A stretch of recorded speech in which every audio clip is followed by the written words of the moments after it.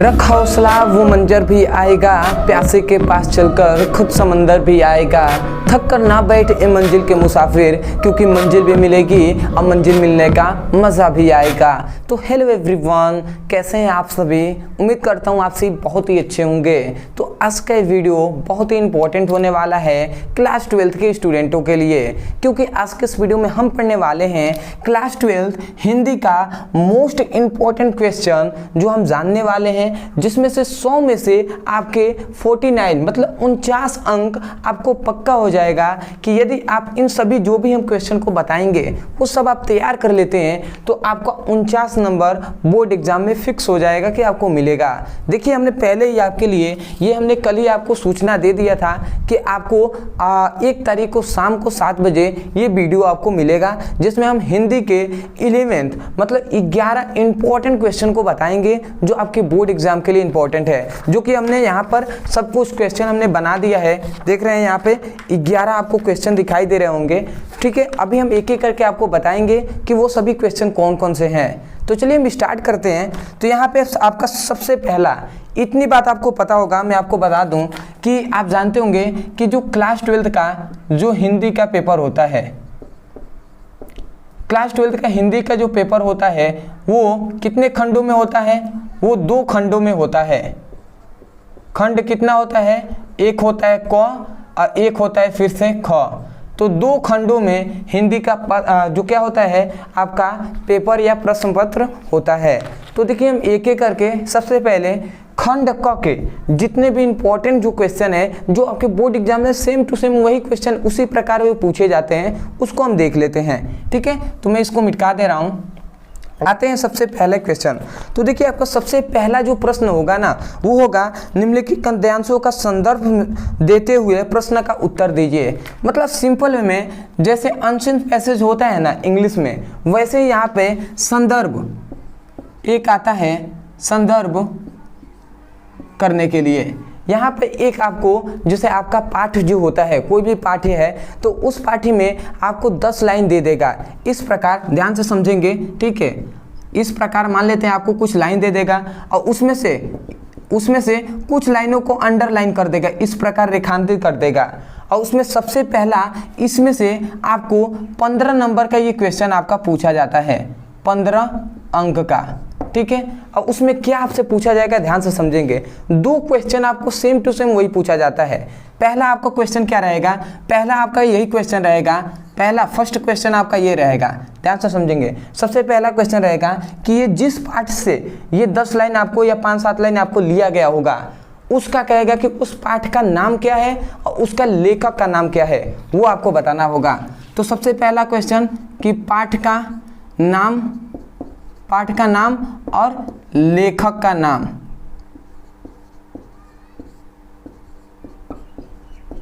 ये सबसे पहला आपसे क्वेश्चन होता है कि जो ये अनसिन पैसेज मतलब 10 ये इसी प्रकार अंडरलाइन करके आपको कुछ लाइन लिखा होगा किसी चैप्टर का, और उसका कहेगा कि भैया ये उस पाठ का नाम क्या है जिस पाठ से ये लिया गया है और उसके लेखक कौन है, ये आपको बताना होता है। दूसरा आपका क्वेश्चन होता है कि रेखांकित अंकों की व्याख्या। दूसरा आपका क्वेश्चन होता है कि जो इस प्रकार आपको 10 लाइन दे देंगे, मैं फिगर में भी लगा दूंगा साइड में यदि क्वेश्चन मिलता है मुझे उस प्रकार तो दिख रहे होंगे।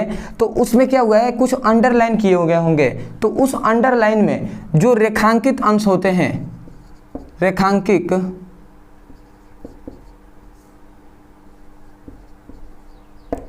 अंकों की व्याख्या करना होता है।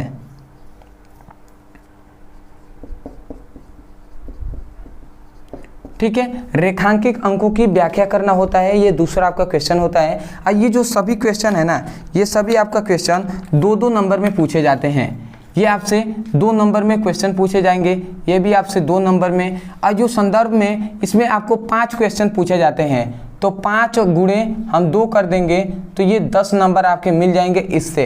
ठीक है, 3 और भी 3 क्वेश्चन हैं जो आपसे पूछे जाते हैं इसी चैप्टर से।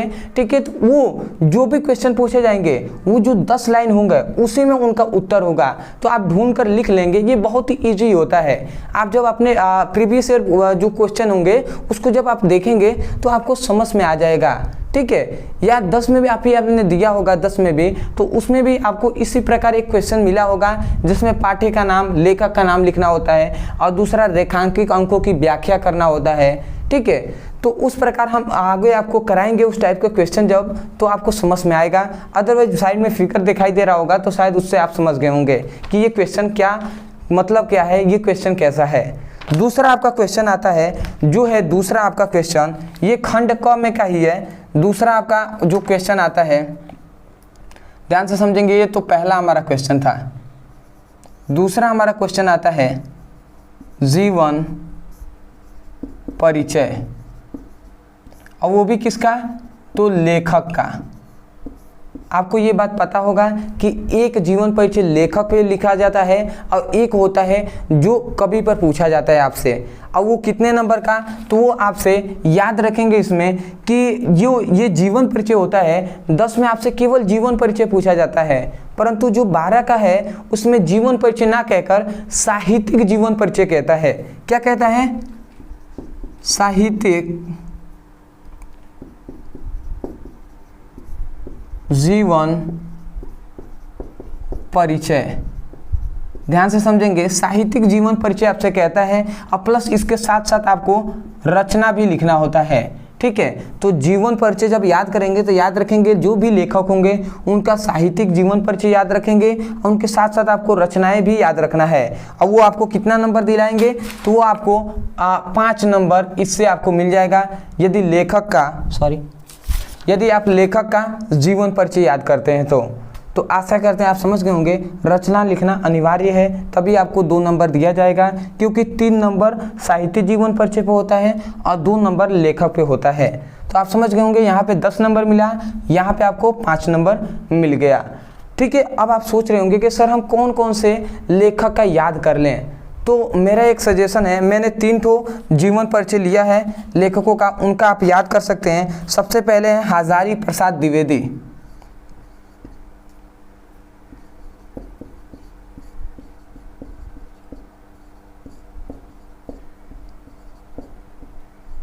ठीक है, हजारी प्रसाद द्विवेदी जी का याद कर लीजिएगा। दूसरा है डॉक्टर APJ अब्दुल कलाम। ठीक है, तो डॉक्टर APJ अब्दुल कलाम।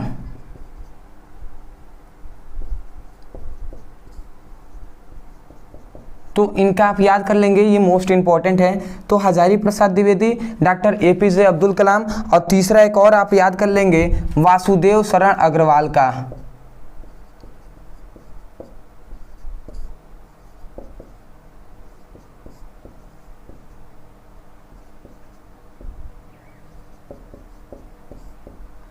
ठीक है, तो ये बात आप याद रखेंगे। ये 3 लेखक हैं जिनका आपको जीवन परिचय याद रखना है। ऐसा नहीं कि तीनों को आपका लिखना होता है, केवल इन तीनों में से एक को आपको लिखना होता है। मैं कहूँगा कि 3 आप याद करके जाइए, क्योंकि आपके बुक में केवल 3 ही का लेखक नहीं है, बहुत सारे लेखक हैं। उसमें से मोस्ट इंपॉर्टेंट हमने 3 लिखा हुआ है। इनमें से आपको एक भी आ जाता है आपके बोर्ड एग्जाम में। अब फिक्स है कि इसमें से एक न एक आपके जो बोर्ड एग्जाम है उनमें आते ही हैं, तो आप तीनों का याद कर लेंगे। और मोस्टली इनमें सबसे इंपॉर्टेंट, अगर आपके पास टाइम ना हो, टाइम तो अभी तो बहुत है, बट आप सोचेंगे सर मोस्ट कौन सा है, तो भैया मैं तो यही कहूँगा कि डॉक्टर APJ अब्दुल कलाम का याद रख लेंगे।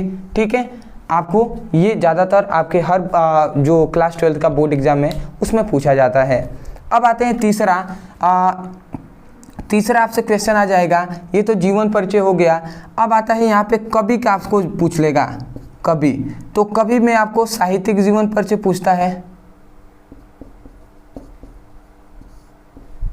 जीवन परिचय, और प्लस इसके साथ साथ आपको रचना भी लिखना होता है।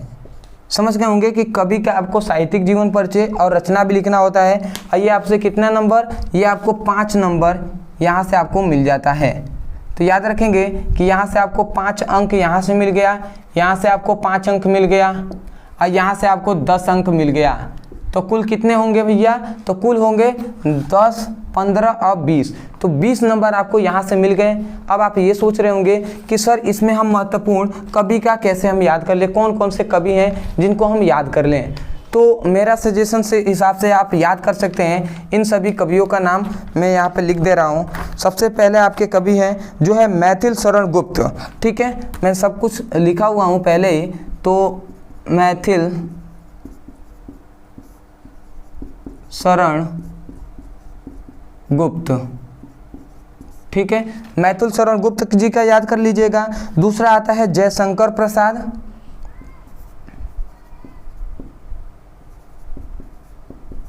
जयशंकर प्रसाद। और तीसरा जो कवि हैं इनका आपको याद करना है जो है रामधारी सिंह दिनकर।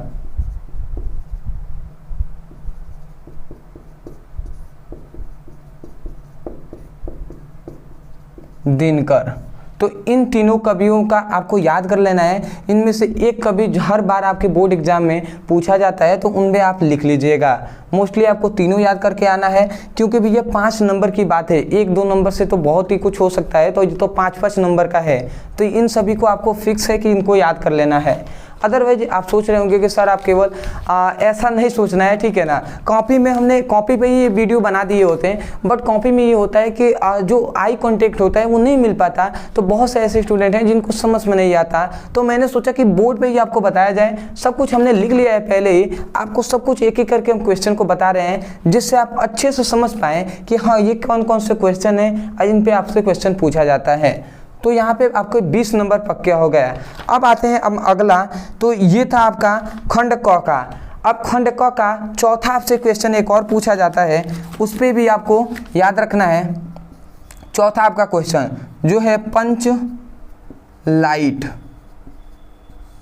या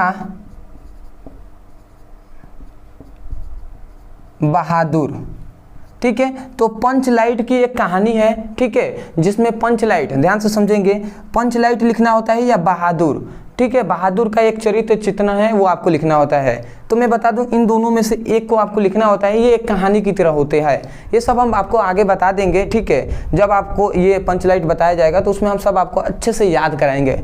तो पंच लाइट क्या है, सिंपल में मैं यहीं पर थोड़ा सा बता दे रहा हूँ। पंच लाइट एक कहानी है जिसमें ये बताया गया है कि पहले के ज़माने में जो क्या होता था, आज से हम ले लें, आज से 25-30 साल या 35 साल पहले हम ले लेते थे। तो लालटेन का ज़माना था, जिस समय लाइट नहीं होता था। उस समय हम क्या करते थे, माचिस से हम लालटेन को जलाते थे। तो वही लालटेन को हम पंच लाइट के नाम से जानते थे। तो वही पंच लाइट की एक कहानी है कि एक गांव में मतलब बहुत सारा अंधेरा था, तो वहाँ पे एक पंच लाइट आया, ठीक है। तो इस प्रकार की कहानी है, वो हम आगे डिस्कस करेंगे। या तो आपको पंच लाइट की कहानी लिख देना होता है, अपने अनुसार लिखना होता है, ठीक है, जो कहानी है अपने शब्दों में। या बहादुर का या कहानी है उसको लिखना होता है। तो बहादुर एक लड़का लड़की की कहानी है, वो भी चरित्र चित्रण है। तो इस पर आपको बता दिया जाएगा वो सब कुछ आपको। तो ये बहुत ही सिंपल है, इसको अपने शब्दों में लिखना होता है। और ये आपको कितना अंक दिलाते हैं, तो ये आपको 80 शब्दों में लिखना होता है। ज़्यादा से ज़्यादा 80 शब्दों में आपको लिखना होता है। और ये आपको 5 अंक यहाँ से आपको मिल जाता है। तो सोचिए कितना आसान है। अपने शब्दों में एक बार कहानी को आपको यहाँ पे बता दिया गया, कहानी याद हो गया आपको, क्योंकि कहानी बहुत जल्दी याद होता है। और उसको अपने शब्दों में आपको बोर्ड एग्जाम में 80 शब्द तो आपको आसानी से लिख देंगे, ठीक है। 10 से 15 लाइन लिखेंगे तो 80 नंबर 80 आपका हो जाएगा। मतलब एक पेज भी अगर आप लिखते हैं तो 80 शब्द वहाँ पे हो जाएंगे। तो आशा करते हैं आपको समझ में आ गया होगा। तो अभी तक हमने 25 नंबर का देख लिया, 10, 15, 20 और 25 अंक का यहाँ तक पक्का हो गया। अब आते हैं हमारा अगला जो होता है, हाँ, खंड काव्यों के, ये 5वां आपका क्वेश्चन है, ध्यान से समझेंगे। ये खंड काव्यों के आधार पर किसी एक खंड का प्रश्न का उत्तर दीजिए। यहाँ पे जो 5वां आपसे क्वेश्चन पूछा जाता है वो खंड काव्य का मतलब क्या है, ध्यान से समझेंगे। यहाँ पे मैं लिख दे रहा हूँ खंड काव्य। तो देखिए खंड काव्य से आपका क्वेश्चन पूछा जाता है। अब ये खंड काव्य के लिए मैं ऐसे इसलिए बता रहा हूँ कि देखिए समझेंगे, खंड काव्य हर डिस्ट्रिक्ट के लिए, हर जिले के लिए अलग अलग होता है शायद, ठीक है। तो हम जिस डिस्ट्रिक्ट में रहते हैं वहाँ पर रश्मि रथी एक खंड काव्य है, उसके बारे में लिखना होता है। और रश्मि रथी आधारित है महाभारत पर जो है, जिसमें हमें कर्ण के बारे में जानना होता है, ठीक है। तो मोस्टली रश्मि रथी हमें इसमें हमारे जो डिस्ट्रिक्ट है देवरिया ज़िला, उसमें रश्मि रश्मिरथी पूछा जाता है। और याद रखेंगे रश्मिरथी जिसमें कण का चरित्र चित्रण, ठीक है। तो रश्मिरथी में कण का चरित्र चित्रण आपको लिखना होता है और ये भी आपको 100 शब्दों में ही लिखना होता है, 80 से 100 शब्दों में। और ये आपको दिला देता है कितना, ये भी आपको 5 अंक यहाँ से आपको मिलते हैं। तो ये भी आपको याद रखना है। अलग अलग राज्यों जो क्या हैं, अलग अलग जो आपके डिस्ट्रिक्ट होंगे तो उनके अनुसार आप पूछ लीजिएगा कि खंड काव्यों में रश्मिरथी भी आता है। एक है, देख लेते हैं हम, बता देते हैं आपको कौन कौन से हैं। एक है सत्य की जीत, ये भी कोई अलग स्टेट होगा, कोई सॉरी अलग जो डिस्ट्रिक्ट होगा, जो जिला होगा उसमें शायद ये होगा सत्य का जीत। इस प्रकार बहुत से हैं, तो उसमें आपको पता कर लेना है कि हमारे जो डिस्ट्रिक्ट है उसमें खंड काव्य में क्या हमें से पूछा जाता है, ठीक है। तो ये आप अपने जो टीचर होंगे, ठीक है, चाहे आप कोई भी कोचिंग करते होंगे ना किसी भी सब्जेक्ट का, तो उन टीचर से आप पूछ लीजिएगा कि सर खंड काव्यों में कौन सा हमारे में लिखा जाता है, रश्मिरथी है या सत्य के जीत है या अदर क्या है, तो वो आपको बता देंगे, ठीक है। या हिंदी के टीचर होंगे उनसे आप पूछ लीजिएगा। तो इस प्रकार आपको कर लेना है, ठीक है। तो अभी तक आपने अगर देखा होगा तो यहाँ पे 10, 15, 20, 25 और 30, तो 30 नंबर यहाँ से खंड क से, यहाँ पे खंड जो क है, खंड क, इससे आपको पक्का हो गया है 30 नंबर। कितने, तो 30 अंक यहाँ से आपको मिल जाएंगे यदि आप खंड क के इतने सभी क्वेश्चन को तैयार कर लेते हैं। तो आप इसका स्क्रीनशॉट ले लीजिए। उसके बाद खंड क का खंड जो ख है उससे हम 20 नंबर के और भी हम देख लेते हैं, तो स्क्रीनशॉट ले लीजिए।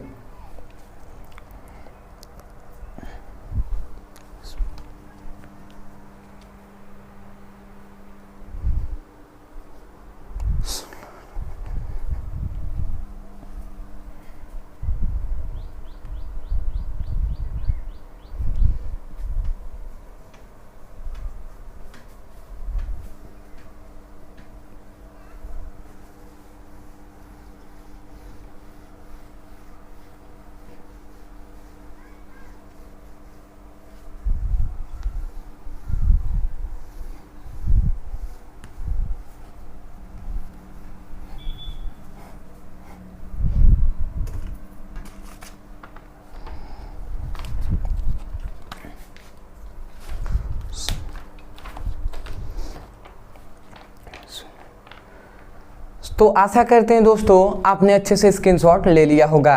तो अब आते हैं हम अपने खंड ख पर, ठीक है। तो खंड ख का, खंड ख, अब इसमें से हम अपना जो भी इम्पोर्टेंट है उसको हम देख लेते हैं। अदरवाइज आप सोच रहे होंगे कि सर आपने तो कॉपी से देख देख कर लिखवा रहे हैं, तो देखिए मेरे पास तो डिजिटल बोर्ड है नहीं कि मैं सब कुछ लिखते हुए चलूँ, एक एक बताकर स्क्रॉल करता हुआ चलूँ, तो ऐसा अभी सुविधा नहीं है, उतना कंडीशन सही नहीं है। तो ठीक है, कोशिश किया जाएगा आगे, अगर आपका सपोर्ट रहा, प्यार रहा, तो ज़रूर हम भी एक दिन डिजिटल बोर्ड पे भी पढ़ाएंगे, ठीक है। अदरवाइज अब अभी यहाँ से ही पढ़िए, ठीक है। कोशिश कीजिए कि आप यहीं से, यहाँ पे भी कोई दिक्कत नहीं है, हमको तो नहीं लगता कि कोई आपको दिक्कत हो रहा होगा। अदरवाइज यही है कि थोड़ा सा एक तरह से लगता है, माहौल लगता है कि हाँ डिजिटल बोर्ड का मतलब कि हाँ कोई फेमस टीचर होंगे, ठीक है। तो ऐसा अभी तो फ़िलहाल नहीं है, क्योंकि अभी हमने जस्ट साल या 1.5 साल हो रहा होगा स्टार्ट किए हुए, 1.5 साल, ठीक है। तो धीरे धीरे होगा, कोई दिक्कत नहीं है, ठीक है। जैसे आप सपोर्ट करेंगे वैसे हम बढ़ेंगे, ठीक है। तो चलिए हम आगे देख लेते हैं अपने क्वेश्चन को। तो देखिए आपका जो छठा क्वेश्चन, ठीक है, जो छठा, ये आपका 5 हमने देख लिया था, छठा क्वेश्चन है कि आपसे अलंकार जो क्या होता है रस से पूछ लिया जाता है। तो इसमें से आपसे रस का परिभाषा पूछा जाता है, और रस में बहुत सारे रस हैं, तो उसमें से कौन कौन से रस हैं जिसमें परिभाषा पूछा जाता है। तो याद रखेंगे, एक है करुण रस अथवा वीर रस। तो ये 2 रस आपको याद रख लेना है, करुण रस या वीर रस। इन दोनों में से एक रस के बारे में आपको परिभाषा लिखना होता है, उदाहरण लिखना होता है। और ये जब आप लिखते हैं तो यहाँ से आपको कितने नंबर दिए जाते हैं, यहाँ से मैं आपको बता दूँ तो यहाँ से आपको 2 नंबर दिए जाते हैं। ये बात आप याद रखेंगे कि यहाँ से आपको 2 अंक मिल जाते हैं, यदि केवल आप कणु रस से पूछ लिया जाएगा या वीर रस, तो उसमें से आप एक को भी अगर परिभाषा और उदाहरण दे देते हैं तो 2 नंबर यहाँ से सेम टू सेम मिल जाएगा। ये हर बार पूछा जाता है, इसलिए मैं इसको कहूँगा कि आप पक्का कर लीजिएगा, इसको तैयार करके ही जाइएगा। ठीक है, अगला सातवां जो आता है वो आपका आता है अलंकार से आपके क्वेश्चन पूछे जाते हैं। अलंकार, अब अलंकार से कैसे आपके क्वेश्चन पूछे जाते हैं, तो अलंकार भी बहुत सारे हैं, उसमें से मोस्टली मैं 2 आपको बता दे रहा हूँ, उन दोनों को आपको तैयार कर लेना है। और वो 2 अलंकार है अनुप्रास अलंकार और रूपक अलंकार। तो अनुप्रास अलंकार अथवा रूपक अलंकार।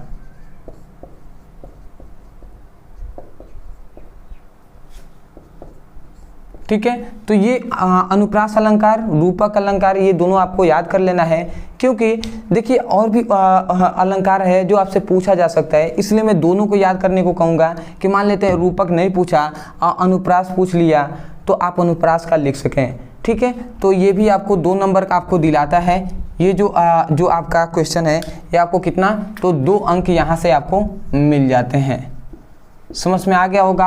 और इसमें भी आपको परिभाषा उदाहरण लिखना होता है। अगला आता है हमारा जो 8वां क्वेश्चन कि दोहा आपसे पूछ लिया जाता है। दोहा अथवा या तो आपको दोहा का परिभाषा लिखना होता है या आपको कुंडलिया छंद, मतलब कुंडलिया। तो देखिए दोहा भी एक छंद है या आपका कुंडलिया ये एक छंद है, तो इसका भी आपको परिभाषा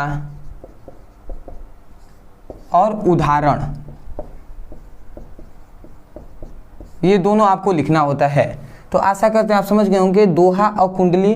ठीक है, ये 2 छंद हैं, तो इनमें से आपको इन दोनों में से किसी एक का परिभाषा उदाहरण याद करना है।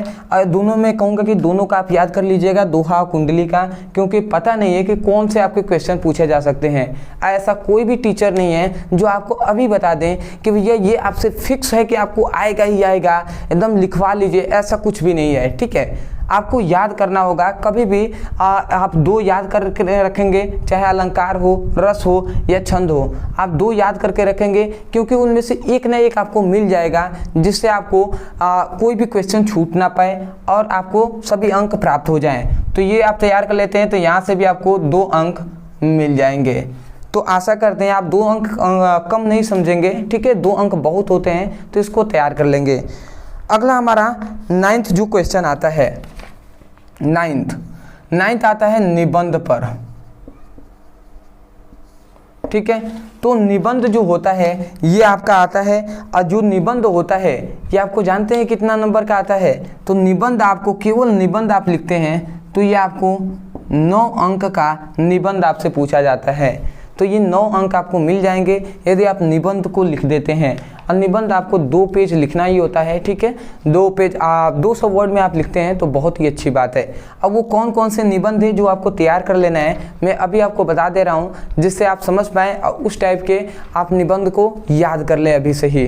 तो चलिए हम बता देते हैं। सबसे पहला है आत्मनिर्भर भारत।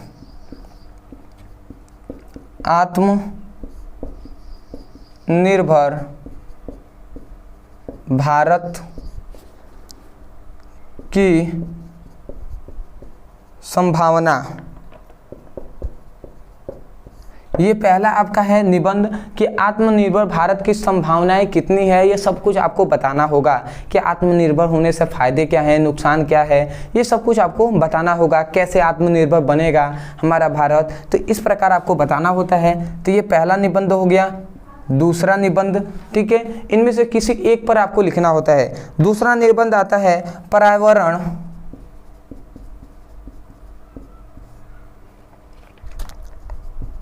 संरक्षण। तो ये बात याद रखेंगे कि पर्यावरण संरक्षण मतलब पेड़ पौधों के बारे में बताना, प्राकृतिक कैसा है, कैसे हम अपने पर्यावरण को शुद्ध रख सकते हैं, ठीक है। जो धूल कण होते हैं, जो धुआं निकलता है, इन सभी से हानियाँ क्या है, सब कुछ आपको बताना होता है, ठीक है। तीसरा आपका जो क्या होता है प्रदूषण पे अभी आपको, पर्यावरण का मतलब प्रदूषण ही है, ठीक है, पर्यावरण या प्रदूषण, ठीक है, ये सभी सेम टू सेम है। पर्यावरण पे आप लिखेंगे तो प्रदूषण भी उसमें आपको लिखना होगा, प्रदूषण के बारे में आप लिखते हैं तो पर्यावरण के बारे में भी आपको लिखना होगा, ठीक है, क्योंकि ये जो दोनों टॉपिक है ये एक दूसरे से रिलेटिव है, ठीक है। अगला जो आपका पूछा जाता है कि जो क्या है भारत की नारी शिक्षा का स्वरूप, इस पर भी आपको निबंध लिखने को आ जाता है। भारत की नारी शिक्षा का स्वरूप, ठीक है, तो इस पर भी आपसे पूछा जाता है। अंतिम जो है हमारा विज्ञान अभिशाप है या वरदान है, ठीक है, तो विज्ञान है, विज्ञान अभिशाप या क्या है वरदान। मतलब विज्ञान, जो भी हम विज्ञान के वजह से जो लाइट है, ठीक है, जो भी इलेक्ट्रिसिटी उत्पन्न किया जा रहा है या अदर कुछ भी, ठीक है, जो विज्ञान के स्वरूप ये सब हो रहा है, खाद्य हो गया, ठीक है, जिससे हम कम खेती में भी हम अच्छे फसल उगा पाते हैं, तो वो हमारे लिए वरदान है। और क्या क्या उससे हानि है, अभिशाप है, ये सब कुछ आपको बताना होगा निबंध के स्वरूप। तो ये आपके क्वेश्चन थे, 9th क्वेश्चन है। तो आपको यहाँ पर इन चारों में से आपको एक पर टॉपिक पर निबंध लिखना होता है, जिस पे आपको 9 नंबर आपके मिल जाएंगे। तो यदि आप ध्यान से देखते हैं तो 2, 2, 4, 2, 6 और 6, 9 कितना होगा 15। तो यदि इतने टॉपिक याद कर लेते हैं तो 15 नंबर आपके मिल जाएंगे। और 2 भी आपके क्वेश्चन है जो हम देख लेते हैं। 9 तक देख लिए, अब 10वां आपका क्वेश्चन आता है, उसको भी हम देख लेते हैं। 10वां है आपका संधि विच्छेद,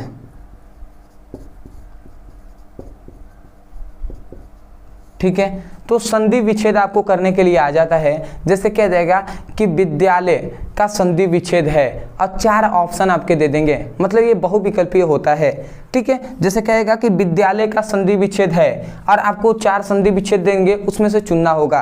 तो आप जानते होंगे कि जो विद्यालय होता है, यहाँ पे लिख दूं विद्यालय, तो विद्यालय का संधि विच्छेद क्या होता है विद्याधन आलय, ठीक है। तो विद्या प्लस आलय, ठीक है। तो इसी प्रकार 4 आपके पास ऑप्शन देंगे, तो आपको पता होना चाहिए कि विद्याधन आलय इक्वल टू विद्यालय होता है, तो ये इसका संधि विच्छेद है। ये सब आपको पता भी होगा यदि आपने क्लास 10th की तो पढ़ाई करके ही आए हैं ना, तो क्लास 10th में आपने संधि विच्छेद का नाम सुना होगा, जरूर आपने किया भी होगा। और जो अंतिम अपना आ जाता है, जो है समास का नाम लिखना होता है, ठीक है। जैसे आपसे कह देगा 11वां आपका क्वेश्चन, ये आपके 2 नंबर यहाँ से आपको मिल जाएंगे, ठीक है, 2 अंक इस पे पूछे जाते हैं। और अंतिम हमारा जो है, जो कह देगा कि ऐसे ही कोई भी आपको दे देगा, उसके कहेगा कि समास का नाम बताइए, जैसे नील गाय, ठीक है, नील गाय में समास है, ठीक है। तो कह देगा कि नील गाय में समास है। अब नील गाय में कौन सा समास है ये आपको बताना होगा। नील गाय में समास है, अब कौन सा समास है, ठीक है। तो ये आपको ऑप्शन में 4 ऑप्शन दिए जाएंगे, उनमें से आपको एक पर ट्रिक करना होता है। तो ये भी आपको 2 नंबर यहाँ से भी आपको मिल जाते हैं, ठीक है। तो आप अब देखते हैं 2, 2, 4, 6, 6, 9, 15, 15, 9, 15, 2, 17 और 17, 2, 19। तो यहाँ से 19, यहाँ से हमें कितना 19 मिला, और उधर से हमें कितना मिला था, उधर से हमें मिला था 30 नंबर। तो 30 और 19 कितना हो गया, 30 और 19 कितना हो गया 49 हो गया कि नहीं हो गया। तो यहाँ से 49 नंबर यदि आप तैयार कर लेते हैं तो आपको बहुत ही आसानी तरीके से आपको मिल जाएगा ये 49 नंबर। और ये जो टॉपिक है ना, ये आपको लग रहा हो कि सर इतना टॉपिक पढ़ना है या बहुत सारे टॉपिक आपको पढ़ना है, क्योंकि 100 नंबर ने दे रहा है यहाँ पे। प्रैक्टिकल का तो आपको नंबर दिया नहीं जा रहा है, तो 100 में से आपको 49 नंबर है, ये आपको ऐसे सेम टू सेम ये क्वेश्चन हर बार पूछा जाता है और इसको सबको आपको याद कर लेना है। तो आशा करते हैं कि आप सीरियस होकर पढ़ाई कर रहे होंगे और आप ज़रूर इन सभी क्वेश्चन का आप क्या करेंगे, पढ़ाई करेंगे। अदरवाइज मुझे जब भी समय मिलेगा और आप यदि सीरियस होंगे तो कमेंट सेक्शन में हमें ज़रूर बताइएगा कि सर आप इन सभी टॉपिक पर वीडियो बनाइए और पढ़ाइए। तो मैं ज़रूर कोशिश करूँगा कि इन सभी टॉपिक पर वीडियो बनाया जाए और अच्छे से पढ़ाई कराया जाए। अदरवाइज यदि आप भी फिजिक्स और केमिस्ट्री का सीरियस होकर पढ़ाई करना चाहते हैं तो आप जाइए चैनल के प्लेलिस्ट में, वहाँ पे फिजिक्स और केमिस्ट्री का प्लेलिस्ट बना दिया गया है। अब बेसिक से सभी इंपॉर्टेंट क्वेश्चन पढ़ाया जा रहा है, तो वहाँ से जाइए अच्छे से पढ़ाई कीजिए। तो चलिए दोस्तों, आज के लिए इतना ही। मिलते एक बेहतरीन टॉपिक के साथ, तब तक के लिए धन्यवाद। जय हिंद, जय भारत।